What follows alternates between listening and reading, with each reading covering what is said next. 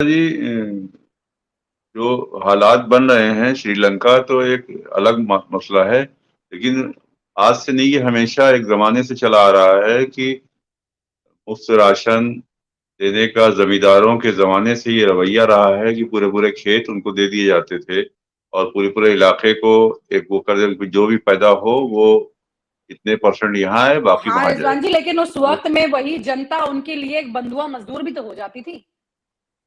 हाँ, बदवा बजूर तो होती, तो ये सब चीजें तो थी कि उसका नतीजा ये होता, वही उनका यही रहता था कि जोतते थे बोते थे, अपना साल भर में जो भी रहता था ले जाते थे और उन्हीं के हमेशा उनके यहाँ काम करते थे, सारी चीजें रहती थी।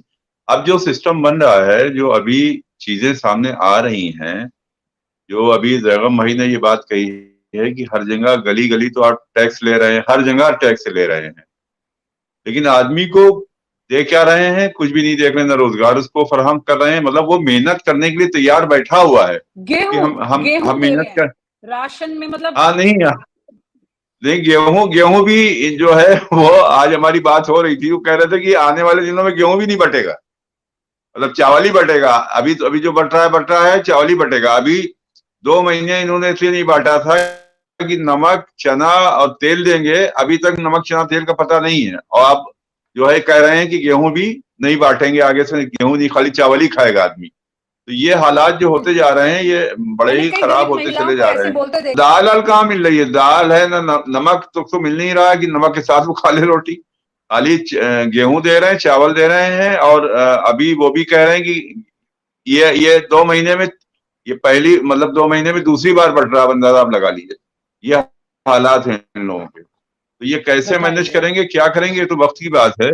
लेकिन जो हालात खराब होते चले जा रहे हैं, आदमी को आप ना रोजगार दे रहे हैं, मेहनत के लिए आदमी तैयार है, मंडियों में आदमी आ रहा है, लेकिन हर चीज महंगी होने की वजह से, बिल्डिंग मटेरियल महंगे होने की वजह से लोग काम नहीं कर रहे हैं, घर वापस जा रहे हैं। आप समझ लीजिए कि जो हालात हमने देखे हैं कि आंखों से आंसू उनके रहता है। मतलब एक बिस्कुट जब उनको दो तो बेहद खुश होते हैं कि कम से कम ये पानी पी लेंगे, उनके जिसमें कुछ ताकत आएगी। मतलब वहां से पैदल सुबह आते हैं और यहाँ 11 बजे तक 12 बजे तक मंडी में रहते हैं, उनको रोजगार नहीं मिलता, चले जाते हैं। ये सबसे खराब हालात हो रही। तो कहिए कि अभी जैसे बड़ा मंगल था कल, तो बड़े मंगल में आप समझ लीजिए कि लोगों ने बड़ा इंतजाम कर रखा था।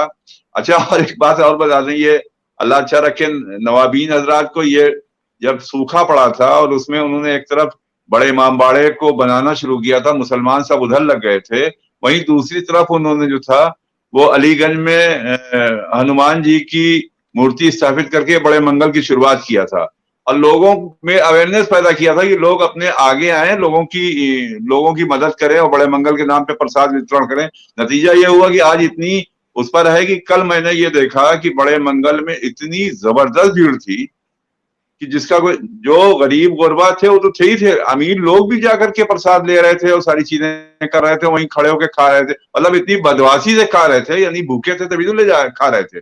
अगर भूख न लगी होती तो प्रसाद आदमी चख लेता है, छोड़ देता, लेकिन वो पूरा पूरा एक बार दो बार तीन बार, मतलब कोई लिमिट ही नहीं किसी चीज की। तो ये जो सिलसिला चल रहा है, ये भूख और प्यास और हालात के बिना पे जो सारी चीजें चल रही हैं, ये बेहद ही खराब होती चली जा रही हैं। मतलब अच्छे अच्छे लोगों को, अच्छे अच्छे घराने के लोगों को देखा जा रहा है और लगे हुए हैं। आप समझ लीजिए कि मजदूर तो इस वक्त इतना ज्यादा परेशान है कि हर जितना लेबर तबका है, बाहर से आपने सिस्टम खत्म कर लिया। बाहरी मुल्कों में जो जाते थे वो चले आए बेचारे, वापसी उनकी जाने की नौबत आ रही, वहां भी लेबर की डिमांड कम है। यहाँ से जो पंजाब जाते थे, जो बिहारी लोग थे, सारी चीजें थी, कोरोना में आपने देखी किस पूरी तरीके से वापसी हुई उनकी।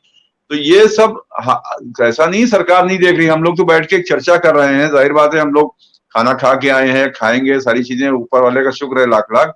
लेकिन जो जमीनी हकीकत है वो बेहद ही, अभी इस वक्त तो कितने आप सुनिए क्या रोजगार उठाएंगे। अभी अभी वो प्रदर्शन करने जाएंगे, उनके खिलाफ सबका नाम बाकायदा लिखेंगे, उसके बाद 107-16 की कार्रवाई कर देंगे, चलिए चाहे 15 हर 15 दिन पे पेशी कीजिए आकर के।